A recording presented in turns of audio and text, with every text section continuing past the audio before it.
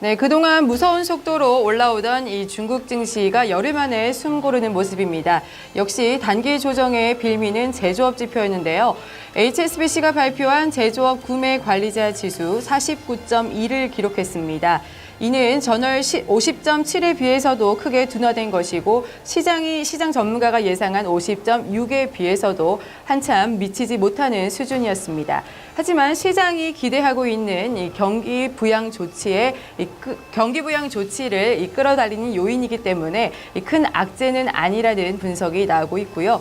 이에 따라서 지수는 큰 조정 없이 보합권에서 마무리가 됐습니다. 자, 오늘은 어떤 흐름을 보여줄지 확인을 해보도록 하겠습니다.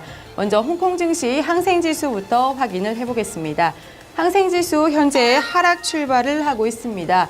약 보합권의 흐름을 나타내고 있는데요. 0.01% 하락을 하고 있습니다. 3.45포인트 하락을 하면서 24,396.15포인트를 기록을 하고 있습니다. 전반적으로 업종을 보면 현재 금융업종이 0.1% 하락을 하고 있고요. 부동산 업종이 그래도 상대적으로 괜찮습니다. 0.6% 상승을 하고 있는 모습인데 어제와 오늘은 부동산 업종이 선전을 하고 있는 모습입니다. 어제 당국이 실소유주를 대상으로 이 규제를 완화한다는 소식이 나왔는데요. 이와 관련해서 이 관련주들이 들썩이는 모습이 확인이 되고 있고요. 종목별로는 차이나 오버시 부동산 개발업체가 1.9% 상승하는 모습이 확인이 되고 있습니다. 이어서 중국 본토 기업들로 구성된 H주 흐름 역시 확인을 해보겠습니다. 역시 약 보합권의 흐름을 나타내주고 있습니다. 현재 0.17포인트 하락하면서 12,004.85포인트를 기록을 하고 있습니다.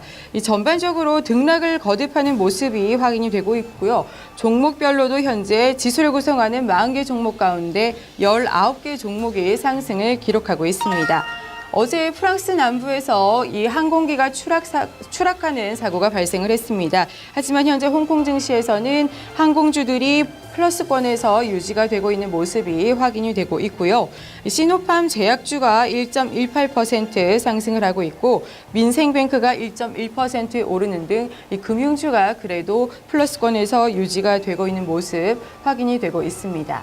자, 이어서 중국 본토 증시 확인을 해볼 텐데요.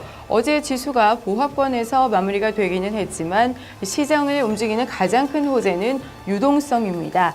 특히 최근에는 글로벌 투자 자금들이 유럽과 중국 쪽으로 계속 흘러들어오고 있다는 분석들이 계속해서 나오고 있습니다. 이 부분이 지수에는 더 긍정적인 이 호재가 될 것으로 예상이 되고 있는데요. 오늘은 지수 흐름이 어떨지 한번 확인을 해보도록 하겠습니다. 현재 상하이 종합지수 이 출발은 현재 하락 출발을 하고 있습니다. 0.3% 정도 하락을 하고 있는데요. 3,679.02포인트 지나가고 있습니다. 12.39포인트 하락한 모습 확인이 되고 있고요. 이어서 상하이 A지수 흐름 역시 확인을 해보도록 하겠습니다. 상하이 A지수입니다. 현재 0.31% 하락을 하면서 3,857포인트를 기록을 하고 있습니다. 이어서 대형주와 중형주 역시 확인을 해보겠습니다.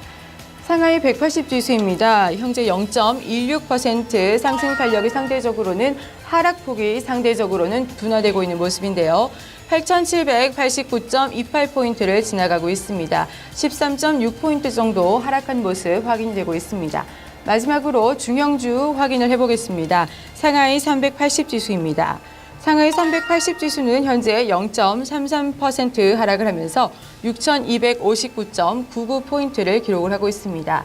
20포인트 정도 하락을 하고 있는 모습 확인이 되고 있네요. 자, 이어서 중국 관련 뉴스 전해드리도록 하겠습니다.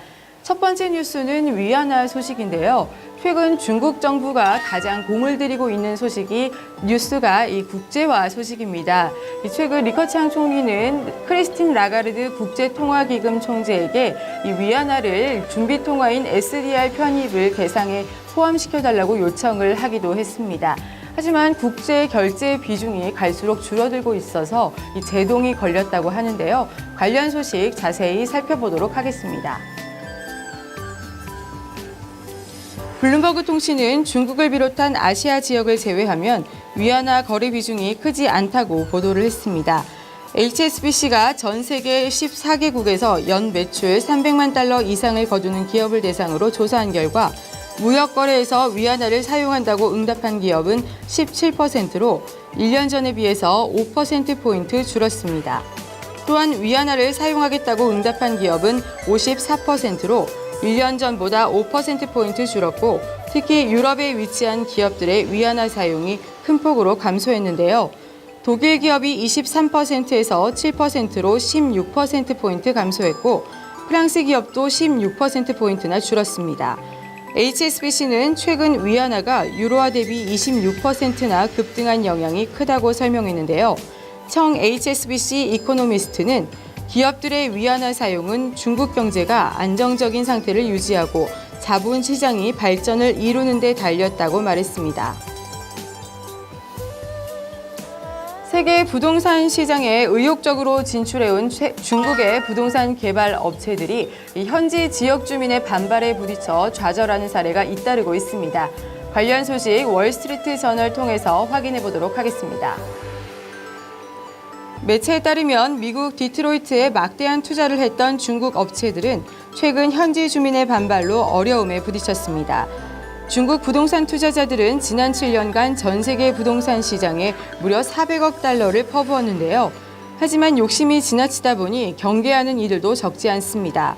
영국에서는 5억 파운드의 빌딩을 재건축하기로 한 중국 업체의 제안이 계획이 미비하다는 이유로 거절됐고 호주는 외국인 주택 매입 제한 규정을 들어서 중국 업체가 샀던 주택을 되팔라고 지시했습니다.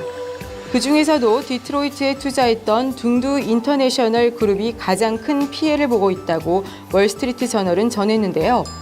어번랜드 인스티튜트는 중국 부동산 업체들이 법적, 문화적 차이로 인해서 미국에서 분규에 휘말릴 가능성이 크다며 갈등이 쉽게 해결되진 않을 것이라고 말했습니다.